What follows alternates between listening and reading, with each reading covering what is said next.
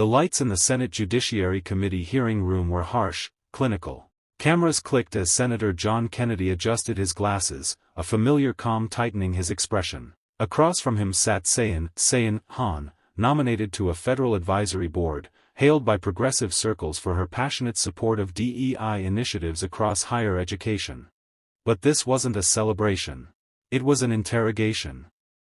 Kennedy didn't raise his voice. He didn't need to.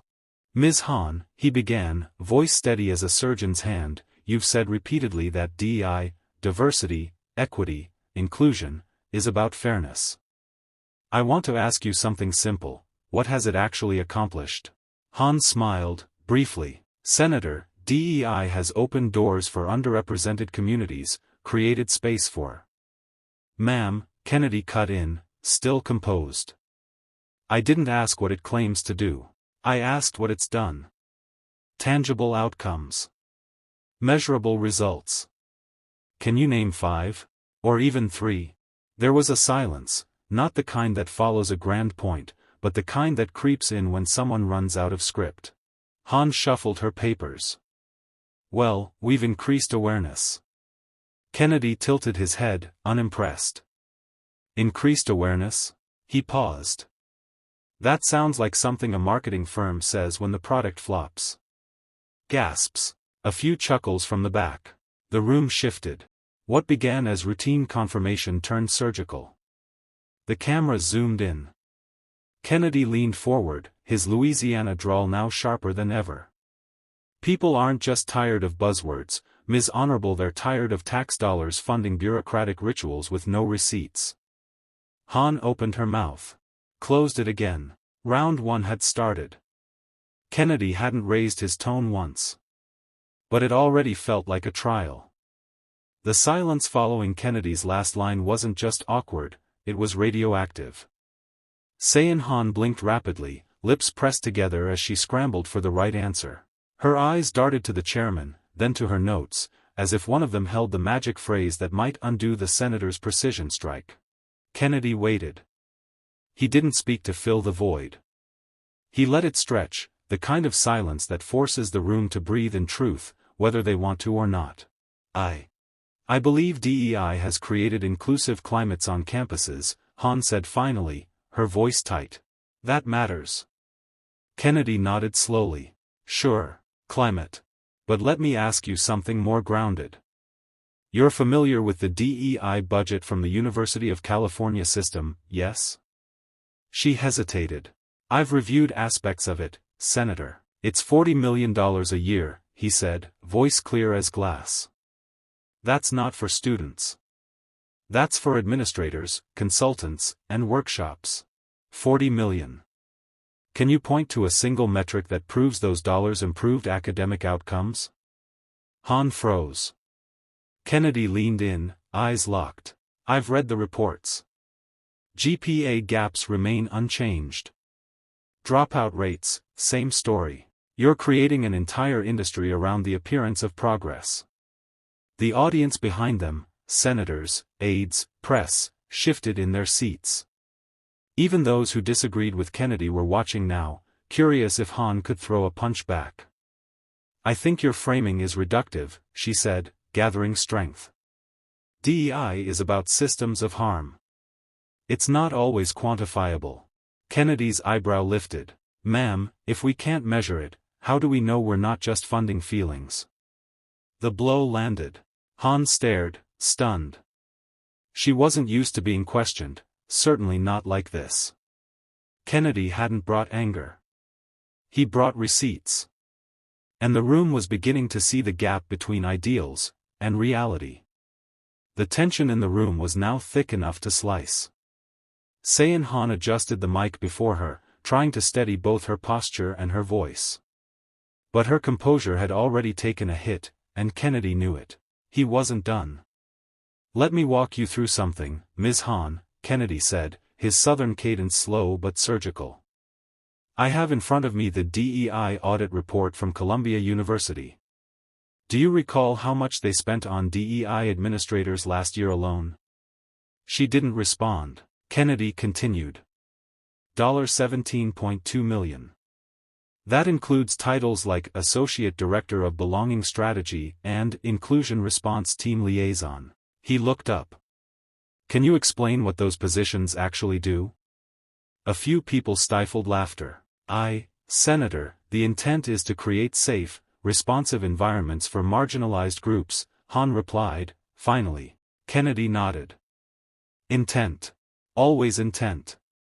But my question wasn't about intent, it was about outcome. Because here's what the same report says, student complaints of discrimination and bias actually increased by 12% during that same period. He placed the paper flat on the table, like a piece of evidence in court. Is that what $17 million buys us? More complaints and longer job titles? Hahn blinked. Correlation is not causation. Correct, Kennedy interrupted, holding up a hand. But if throwing taxpayer money at DEI doesn't correlate with results, then what are we actually buying, Ms. Hahn? Is it change, or just moral applause? The blow echoed. Even those on the panel who typically tuned him out were now alert. Kennedy wasn't grandstanding. He was prosecuting. And Hahn? She was on defense. She took a sip of water. Her smile had vanished. Her language, once sweeping and confident, had shrunk into hedged phrases and careful qualifiers. Kennedy sat back slightly, eyes fixed, giving her one last chance to answer. But everyone watching already knew, she wasn't here to win a debate. She was here to survive it. Senator Kennedy tapped his pen once against the folder in front of him, a quiet sound, yet somehow louder than the rustle of papers or whispers from aides. He was building momentum now, not with volume, but with control. You mentioned earlier that DEI helps foster safer campuses, he said calmly. Let's talk about safety. Hahn adjusted her chair. She knew what was coming, but not how hard it would hit. Kennedy held up a printed tweet, blown up for visibility. This is from a DEI officer at Stanford. It reads, and I quote, "Silence from white students is violence. Their neutrality is complicity." Do you condone this messaging? I wouldn't frame it that way myself, Hahn said cautiously. But I believe the sentiment comes from a desire to acknowledge systemic. Systemic what? Kennedy cut in. Guilt? Fear? Because I'll tell you what's systemic, universities turning into ideological training grounds instead of places for open thought. He paused, then turned slightly toward the room. Do we still believe in intellectual diversity? Or is DEI just code for, don't even interrogate? A murmur rippled through the hearing. Hahn forced a smile. With all respect, Senator, that's a mischaracterization of the work being done. Kennedy leaned forward. Then help me characterize it accurately. If a conservative student is told their silence is violence, and their speech is hate, what's left for them? Where's their equity? Hahn hesitated. Those aren't official DEI policies. But they're realities, Kennedy said. And DEI offices don't correct them. They feed them. You're not neutral arbiters. You're ideological referees who only call fouls on one team. For a moment, the hearing room felt like a courtroom. Hahn looked down. Kennedy didn't need to raise his voice. The facts did it for him. Calm, brutal, effective. And for the first time, even DEI's loudest defenders were out of talking points. Ms. Hahn, Kennedy began again, folding his hands neatly, let's step away from theory and take a walk into the real world. She looked up, wary. Kennedy reached into a manila folder and pulled out a page. This is a letter from a law student at a public university. He asked to remain anonymous, fearing retaliation. He attended a DEI-led training where he was told that using phrases like, colorblind society or, I don't see race, was a form of white supremacist denial. He paused. You understand what that means, right? This student believed in equality, and was labeled a bigot for it. Hahn inhaled sharply. Senator, we don't endorse labeling students in that way. But those conversations are meant to challenge traditional norms. Challenge is one thing, Kennedy interrupted, but coercion is another. He held up the letter. This student was pulled aside after class. Told to re-examine his beliefs or risk not passing the course's DEI requirement. Is that higher education, or ideological enforcement? The room grew cold. Han looked stunned. That's not standard practice. Kennedy leaned in. But it's happening. And you're the voice defending the machinery that enables it. He slid the letter across the table toward her. Tell me, Ms. Han, how many stories like this are acceptable in the name of progress? She didn't answer. Kennedy pressed. 1? 10? 100? Because I have dozens. And each one ends the same way: a student gets silenced, shamed, or shoved into a corner until they parrot the approved script. He looked at the committee. This isn't diversity. It's dogma. It's not equity. It's engineered obedience. Han's hands were clasped now, her jaw tight. She tried to form a reply, but the senator had left no room for ambiguity. And for the first time, her silence wasn't strategic. It was surrender. Senator Kennedy didn't let up. His tone remained composed, but every word landed with precision. Let me ask you this, Ms. Han, he said, tilting his head slightly. Is there a single instance, just one, where a DEI office has publicly defended a conservative student under fire for their beliefs? Han blinked. He leaned back, letting the question hang in the air. You're the advocate for inclusion, right? Then where's the inclusion for those who dissent? She shifted uncomfortably. DEI programs are meant to be inclusive of all. But are they? Kennedy interrupted. Or are they just tolerant of people who pass the ideological purity test? He opened another folder. Here's a statement from a black student. He wrote that he felt excluded from a DEI event because he supported school choice and lower taxes. A black student, Ms. Honorable, called an Uncle Tom by peers. And not a single DEI officer stepped in. Han looked stunned. Senator, that kind of language is unacceptable. But tolerated, Kennedy replied coldly. Tolerated if the target doesn't fit the narrative. His words settled over the chamber like lead. See, it's not just that DEI is selective, it's that it's weaponized. You hold up the banner of equity, but you wield it like a club. Against anyone, left, right, black, white, who doesn't chant the right slogans. Han tried to steady her voice. The mission of DEI is evolving. We're learning. Kennedy raised an eyebrow. Then start learning accountability. He leaned in, one hand flat on the table. Because if you're going to remake every institution under the name of DEI, you better be ready to answer to the public you claim to serve. There was no anger in his voice. Just clarity. And it cut deeper than outrage ever could. Han clasped her hands, clearly shaken now. Kennedy didn't gloat, he didn't need to.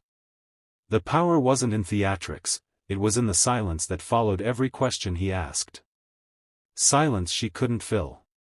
Ms. Han, he continued, can you explain why the Department of Education's DEI framework lists objective thinking as a symptom of white dominant culture? A murmur rippled through the chamber. Han's mouth parted. That's not official policy. It's part of a larger academic. Kennedy held up a printout. This is from your department's own training material. Slide 36. Right under where it lists individualism and perfectionism as oppressive traits. She blinked hard. He continued. Now, I was raised to believe that thinking clearly, striving for excellence, and taking responsibility weren't white traits, they were American values. Kennedy leaned slightly forward. Are you suggesting that any student who values those principles is somehow perpetuating white supremacy? No, Senator, You are, Ms. Honorable, or at the very least, the program you defend is. It's right there in black and white. And the worst part? You're teaching educators to pass this garbage on to students who came here for an education, not an indoctrination. Han's eyes darted toward her notes, but they were useless now. Kennedy wasn't reading. He was remembering, because the truth doesn't need a script. You know what happens when you tell an entire generation that merit is oppression? Kennedy asked. He let the pause linger. They stop trying. They start resenting. And eventually, they stop believing in this country at all. It was no longer just a hearing. It was a reckoning. Kennedy set the folder aside now. His hands were folded, calm. But his next words carried weight like a gavel drop. You see, Ms. Han, he said, what troubles me most isn't just the double standards, or the redefining of racism, or even the bureaucratic rot DEI seems to leave in its path. He leaned forward. It's the lie. Han looked up, caught off guard. The lie that you're fixing something. That these billions being funneled into DEI offices are healing America, he continued. When in reality, you're institutionalizing division. Codifying grievance. Making kids more aware of what separates them than what binds them. Han stammered. That's a mischaracterization of our goals. DEI work. Then explain this, Kennedy interrupted, pulling up a document. This is an email from your department's DEI officer advising professors not to use red ink on assignments because it might trigger trauma linked to systemic power structures. The room gasped. I didn't write that, Han said quickly. No, Kennedy said. But you defend the structure that did. That funds it. That empowers it. He stood now, just slightly. His voice remained steady, but every syllable sliced. You turned academia into therapy. You turned rigorous debate into microaggressions. And now you want the taxpayers, many of whom don't even send their kids to these schools, to bankroll this cultural guilt trip. Han looked down. Maybe, Kennedy said, voice low now, instead of diversity, equity, and inclusion, you should try discipline, excellence, and integrity. There was no applause. Just the deafening weight of truth. And the undeniable collapse of an ideology under the pressure of a single, unrelenting questioner. The silence in the chamber wasn't empty, it was charged. Even the reporters had stopped typing. Kennedy's words weren't meant for headlines. They were meant for the people watching at home, parents, students, teachers who still believed in fairness over filters. Han attempted one final defense. Senator, I believe the intention of DEI is to create a safe, supportive environment for all, especially those historically marginalized. Kennedy didn't flinch. Intentions aren't policy, Ms. Honorable, outcomes are. And the outcome here is a generation walking on eggshells, afraid to speak, terrified to disagree. He held up a student testimonial. This is from a young woman, straight A student, full scholarship, who was disciplined for saying in class that hard work matters more than identity. She was told she lacked inclusive awareness. He didn't need to say more. The quote alone lit the fuse. She's Vietnamese American, Kennedy added, just in case anyone here wants to play the usual race card. Han's hands tightened. Her face flushed, but she remained still. I want young Americans to compete. To struggle. To rise, Kennedy continued.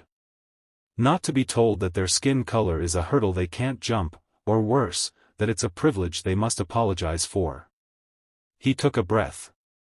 Then dropped the closer. America didn't promise comfort.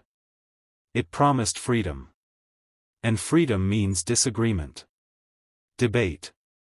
And yes, even offense. A slow, reluctant nod came from someone on the opposing bench. A quiet shift in the air. Kennedy hadn't just attacked an ideology, he had reminded the room of something deeper. That truth doesn't need permission. And that courage, when spoken plainly, doesn't ask for applause. It just echoes. By the time Kennedy leaned back in his chair, the entire atmosphere of the hearing had shifted. What began as a routine session about policy had transformed into a reckoning. Not through yelling, not through spectacle, but through precision. Hahn adjusted her microphone, her voice softer now. Senator Kennedy, I understand your concerns. But DEI isn't meant to divide. It's meant to elevate. To ensure access, equity. Kennedy cut in gently, yet firmly. Access to what? Equity for whom? When the pursuit of equity begins to erode merit, to discourage dissent, to label disagreement as harm, we're no longer building bridges. We're digging trenches. The camera panned to the dais. Faces were still. Some uncomfortable. Others oddly reverent. Because Kennedy hadn't just exposed the bloat of DEI, he'd questioned the soul of it. And the soul had no answer. He pulled his nameplate slightly toward him and closed the folder with finality. I'm not against kindness, he said plainly. I'm against control wrapped in kindness. And I will not rubber stamp an ideology that tells Americans what they're allowed to feel, think, or say. Hahn had nothing left to add. No talking point could soften what had been unwrapped, live, in front of millions. And for those watching at home, from living rooms in Louisiana to classrooms in Ohio, there was no confusion. Kennedy didn't come to argue. He came to cross-examine a system. And the system had folded. Not with fury. But with facts. Senator Kennedy didn't raise his voice. He didn't pound the table. But he didn't have to. With every pointed question, every cited fact, he dismantled the facade, calmly, methodically, unshakably. DEI wasn't just a concept on trial that day. It was a culture of silence dressed in the language of virtue. And when Kennedy walked out of that chamber, he didn't just leave a hearing behind. He left a warning. That if America keeps mistaking compliance for compassion, and censorship for progress, we'll wake up in a country where truth is no longer welcome, only approved narratives are. He didn't seek applause. He sought accountability. And he delivered it, live.